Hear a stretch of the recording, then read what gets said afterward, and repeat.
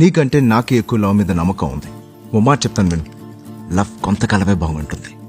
Orange లో రామ్ చెప్పే logic చాలా సింపుల్. ప్రేమ 2 హార్ట్స్ తో కాదు 2 బ్రెయిన్స్ తో పనిచేస్తుంది.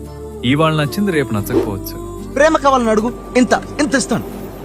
కానీ ఇంతకాలం ప్రేమించమని మాత్రం అడగకు. ఎందుకంటే ప్రేమ అనేది 2 హార్ట్స్ కాదు, 2 బ్రెయిన్స్. ఇది వేరే లాలజిస్ట్, ఇది వేరే లాలజిస్ట్. బయట వాళ్ళకి ఇది ఒక ప్లే బాయ్ మైండ్ సెట్ లా అనిపించవచ్చు. కానీ రామ్ మెయిన్ భయం ఏంటంటే ప్రేమ తగ్గిపోయాక జాలితో అబద్ధాలు చెప్తూ బ్రతకడం ఇష్టం లేక. ప్రేమించినామని ప్రేమిస్తున్నట్టు నటించడం మహాపాపరా. ఇక మీదట నీకు తెలుస్తుంది ఒక నిజం చెప్పడం ఎంత కష్టమో. అందుకే కష్టమైన నేను నిజాలే చెప్తాను. మరి ఇంత ప్రాక్టికల్ వాడి చివరికి ఎలా మారాడు? ఇక్కడే సినిమా మొత్తానికి గొప్ప రియలైజేషన్ ఉంటుంది. ఫీలింగ్స్ తగ్గిన ప్రతిసారి ఇంకొకరిని వెతుక్కుంటూ వెళ్తే లైఫ్ లో పర్మనెంట్ తోడు ఎప్పటికీ దొరకదు.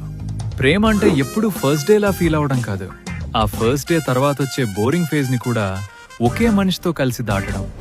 ప్రేమ ఆరంభంలోనే అద్భుతంగా ఉందంటే ముగింపు ఇంకా అద్భుతంగా ఉండాలి. అలాంటి సముద్రమంత ప్రేమను చూడాలంటే జీవితపు చివరంచులోనే చూడగలం. అలా చూడాలంటే ఒక్క అమ్మాయినే ప్రేమించాలి. సముద్రం అంత ప్రేమను చూడాలంటే అలలు ఉన్నప్పుడు కాదు, నిశ్శబ్దంగా ఉన్నప్పుడు కూడా ఆ ఒకే అమ్మాయితో ట్రావెల్ చేయాలి. ఈ మెచ్యూరిటీ ఎంతమందికి ఉంది అంటారు? అబద్ధాలతో ఉండే లైఫ్ లాంగ్ రిలేషన్ కంటే నిజంతో ఉండే ఈ ఆరెంజ్ లవ్వే కరెక్ట్ అంటారా? ప్రేమించిన వాళ్ళని ప్రేమిస్తున్నామనుకుని బతకడం కూడా మహాపాపం రా. వాడిదేం తప్పలేదు.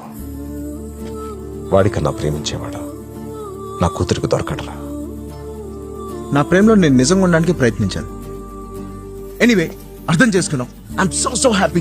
లోకాన్ని మర్చిపోదాం, ప్రేమించుకుందాం, నిజంగా ప్రేమించుకుందాం, చాలా ప్రేమించుకుందాం. నీకు కావాల్సింది అదే కదా?